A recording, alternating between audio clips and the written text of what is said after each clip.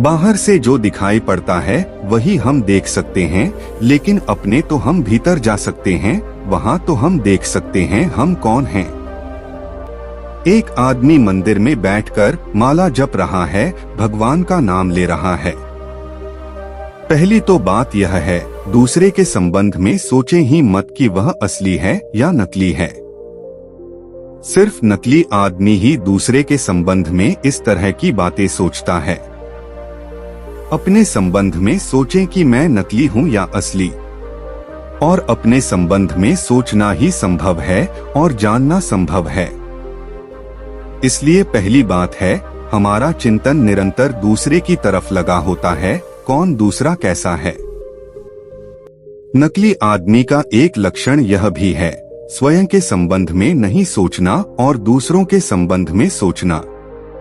असली सवाल यह है कि मैं कैसा आदमी हूँ, और इसे जान लेना बहुत कठिन नहीं है, क्योंकि सुबह से सांझ तक, जन्म से लेकर मरने तक मैं अपने साथ जी रहा हूँ और अपने आप को भली भांति जानता हूँ। न केवल मैं दूसरों को धोखा दे रहा हूँ, अपने को भी धोखा दे रहा हूँ।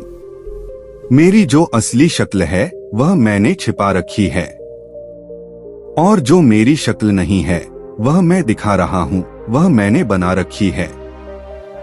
दिन भर में 1000 बार हमारे चेहरे बदल जाते हैं। असली आदमी तो वही होगा, सुबह भी सांझ भी। एक फकीर था नसरुद्दीन, एक सम्राट की पत्नी से उसका प्रेम था। एक रात वह अपनी प्रेमिका से विदा ले रहा है और उसने उस स्त्री को कहा, तुझसे ज्यादा सुंदर स्त्री पृथ्वी पर दूसरी नहीं है, और मैंने सिर्फ तुझे ही चाहा है। मेरे प्राणों में बस तेरे अतिरिक्त और किसी की कामना और आकांक्षा नहीं है। वह स्त्री आनंद से भर गई, उसकी आंखें खुशी से भर गईं, और तभी उस फकीर ने कहा, ठहर ठहर, मैं तुझे यह भी बता दूं कि यही बात दूसरी स्त्रियों से भी मैं कहता रहा है। यह फकीर अद्भुत आदमी रहा होगा, और इस क्षण में इसने अपने नकलीपन को भी पहचाना होगा और अपने असलीपन को भी जाहिर करने की हिम्मत की। हम सब पहचानते हैं कि हम नकली हैं।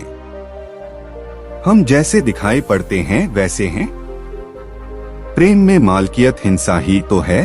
पोशो अरेंज मैरिज खत्म हो तभी दहेज की समस्या दूर होगी। यह किसी दूसरे के संबंध में सोचने का सवाल नहीं है, क्योंकि कोई भी व्यक्ति किसी दूसरे के भीतर प्रवेश नहीं कर सकता, बाहर से ही देख सकता है। बाहर से जो दिखाई पड़ता है वही हम देख सकते हैं, लेकिन अपने तो हम भीतर जा सकते हैं, वहाँ तो हम देख सकते हैं हम कौन हैं। एक आदमी मंदिर में बैठकर माला जप रहा है, भगवान का नाम ले रहा है। बाहर से दिखाई पड़ता है वह माला जप रहा है, भगवान का नाम ले रहा है। धार्मिक पूजा और प्रार्थना में तल्लीन है। हम तो बाहर से इतना ही देख सकते हैं, लेकिन वह आदमी भीतर से देख सकता है कि वह क्या कर रहा है। यह माला यंत्र की तरह हाथ फेर रहे हैं।